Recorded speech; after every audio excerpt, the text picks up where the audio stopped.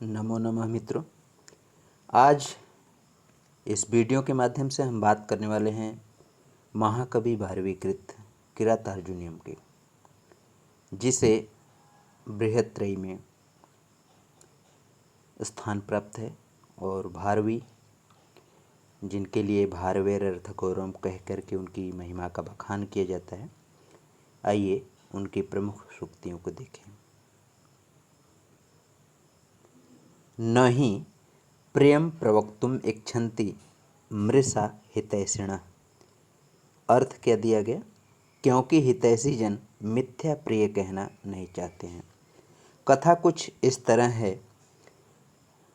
द्यूत क्रीड़ा के पश्चात पांडवों को 12 वर्ष का वनवास हुआ था और वन में द्वैत वन है, जहाँ की सभी पांडव द्रौपदी सहित निवास कर रहे हैं। और उन्होंने एक गुप्तचर नियुक्त किया था ताकि वह राज्य में जाकर के दुर्योधन की शासन करने की जो विधि है उसको जान सके, प्रजा का हाल समाचार ले आए। वह वनेचर जाता है और बहुत सी जानकारियां लेकर के उपस्थित होता है। और अब वह क्योंकि युधिष्ठिर महाराज के समक्ष है, तो वह पहले उनको प्रणाम करता है और कहता है कि जो हित चाहने वाले लोग होते हैं वह असत्य कथन नहीं करते हैं, सत्य कथन करते हैं। अर्थात मैं आपको वही बातें बतलाऊंगा जो सही है। वह हो सकता है कि प्रिय न हो। दूसरे सूक्ति की तरफ दूसरा सूक्ति कुछ इस तरह।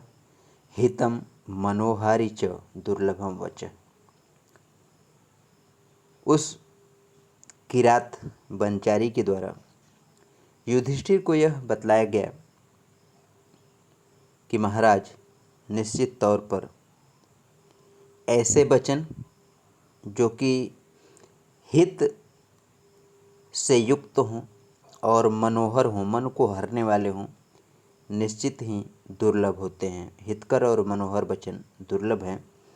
और यह इस वजह से वनेचर जो है कहता है ताकि जो है महाराज युधिष्ठिर यदि कुछ वह जो है कठोर शब्द भी प्रयुक्त कर दे तो उस पर अपनी कृपा दृष्टि बरसा करके रहें।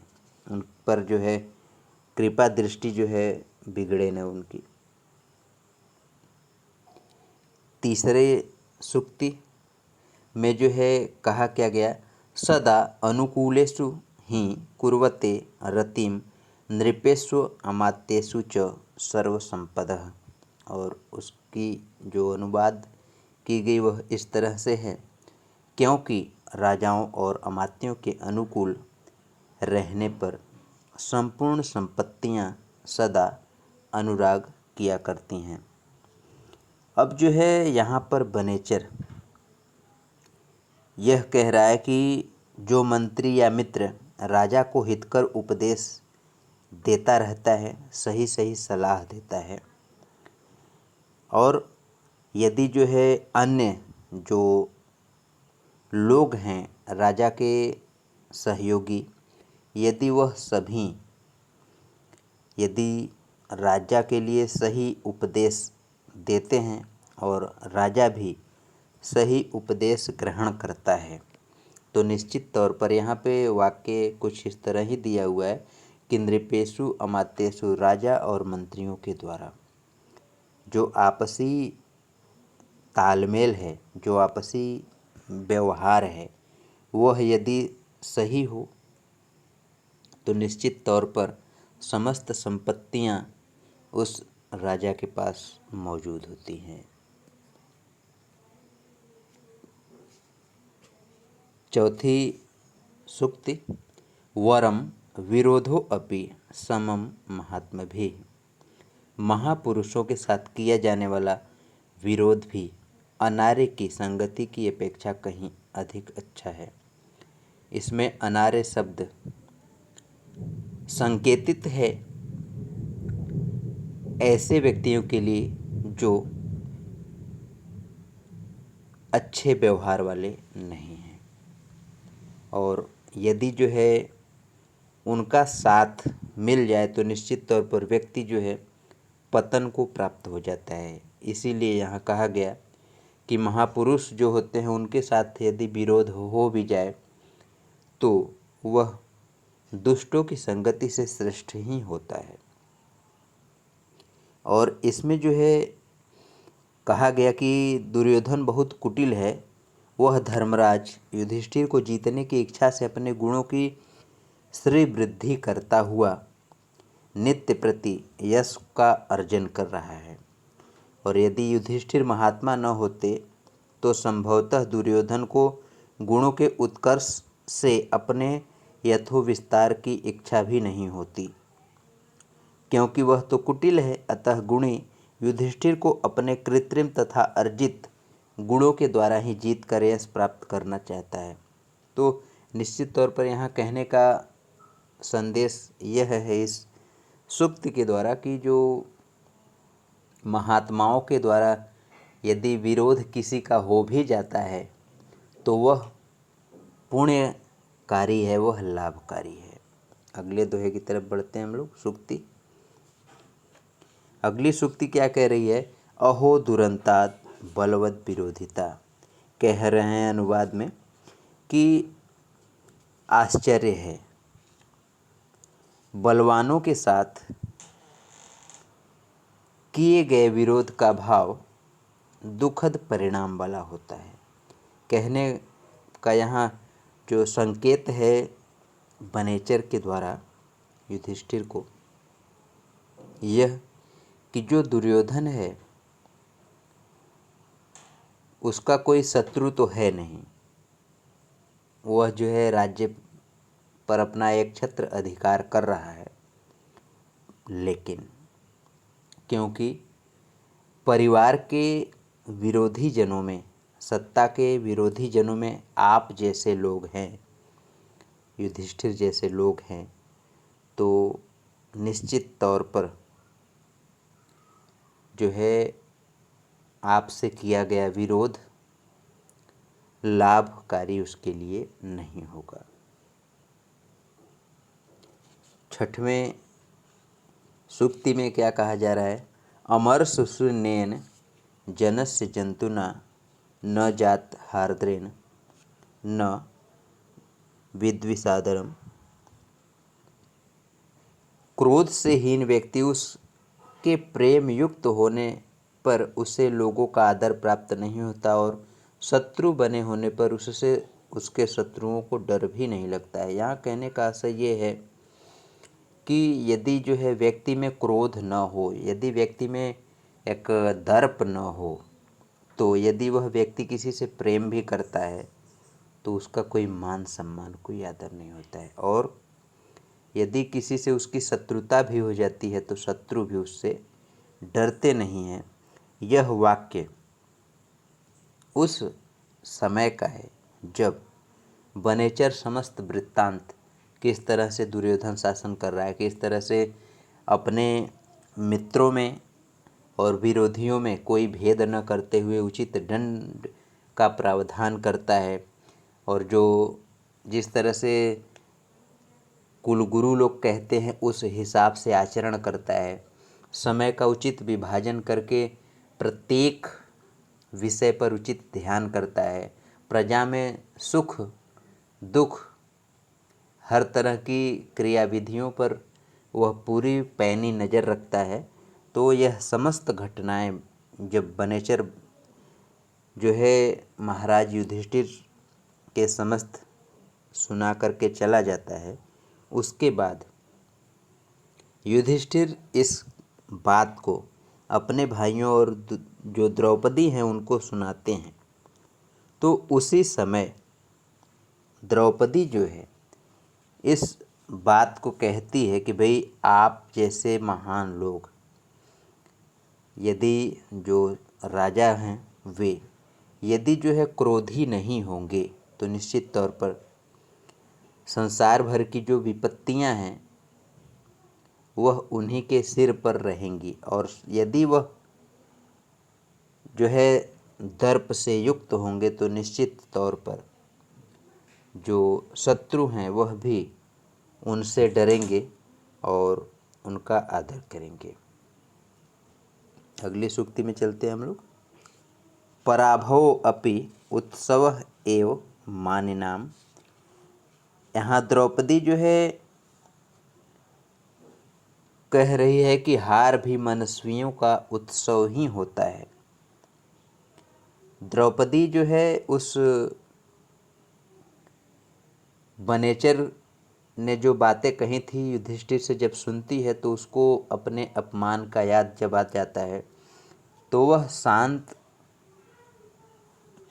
युधिष्ठिर को उत्साहित करना चाहती है, उनके अंदर क्रोध जगाना चाहती है। तो वह कहती है कि भाई जो मनस्वी लोग हैं उनके लिए यह वक्त, यह हार जो है वह उत्सव की भांति जो है होता है। और उन्होंने जो द्रौपदी हैं क्रमशः जो है भीम, अर्जुन, नकुल और सहदेव की जो दुर्दशा जंगल में हो रही है और जो अपमान हुआ था उन सभी का जिक्र करती है। और आगे कहा उसने सब कि इन सब की जो दुर्दशा हुई है इसका कारण तो शत्रु ही है, दुर्योधन ही है। इसी से मन बड़ा दुखी हो रहा है। और वह युधिष्ठिर को युद्ध के लिए प्रेरित करती हुई कह रही है कि पराजय से डरना नहीं है, इस वक्त क्या करना है, अनेक अस्त्र शस्त्र, अनेक विद्याएं, अनेक ताकतें अर्जित करने का वक्त है, जिसे कि आप सभी को करना चाहिए। 8वें सूक्ति में देखिए, समेन सिद्धिम मुनयो न भूवृतः निरभिलाष मुनिजन। शत्रुओं को सम के द्वारा जीतकर सिद्धि प्राप्त किया करते हैं, राजा नहीं। इस सूक्ति के द्वारा द्रौपदी पुनः समझाते हुए युधिष्ठिर को कहती है कि भाई समेन मतलब शांतिपूर्वक जो सिद्ध लोग होते हैं, वह जो मुनिजन है वह जो है सिद्धि को प्राप्त करते हैं, अनेक जो है आंतरिक गुणों का विकास कर पाते हैं। शांति पूर्वक जो है शांत रह करके जो मुनिजन है वह सिद्धियों को प्राप्त करते हैं, न भूभृतः, राजा लोग नहीं। राजा लोग शांत रह करके सिद्धियों को नहीं प्राप्त करते हैं, बल्कि अपने बल पौरुष के बल पर राज्य को, संपत्ति को, धन वैभव को प्राप्त करते हैं, उनका लाभ लेते हैं, उनकी सुख को भोगते हैं। अगली सूक्ति देखें। अरेषु ही विजयार्थिनः क्षितिसा विदधति सोपधि संधि दूषणानि। यह इस किरातार्जुनीयम की जो है अंतिम और बड़ी ही महत्वपूर्ण सूक्ति है। इसमें क्या कहा गया कि शत्रुओं पर विजय प्राप्त करने के इच्छुक राजा पहले की गई संधि में किसी भी बहाने से दोष निकाल लिया करते हैं।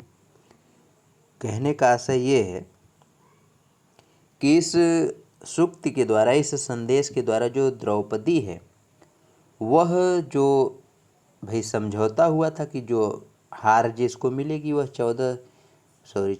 12 साल जो है वनवास काटेगा। तो अब जो है पांडव लोग वनवास काट रहे हैं, तो वहीं द्रौपदी उनको प्रेरित करती है कि जो शत्रुओं को जीतना चाहते हैं वे उस संधि में कोई न कोई कमी निकाल लेते हैं, कोई न कोई दोष निकाल देते हैं। अर्थात जो संधि हुई है, जो बातचीत हुई है, जो समझौता हुआ है, उसमें कोई न कोई कमी निकाल के उसको खंडित कर देते हैं, तोड़ देते हैं और नए सिरे से अपने राज्य को जीतने का पूरा प्रयास करते हैं। और ये समस्त जो हम लोगों ने इस सूक्ति के माध्यम से देखा, तो निश्चित तौर पर जो भारवी हैं वह बड़े ही कूटनीतिज्ञ, परिस्थितियों के मर्मज्ञ और पात्रों के अनुकूल संवाद संचार करने में कुशल रचनाकार हैं। धन्यवाद। उम्मीद है आपको वीडियो पसंद आएगा।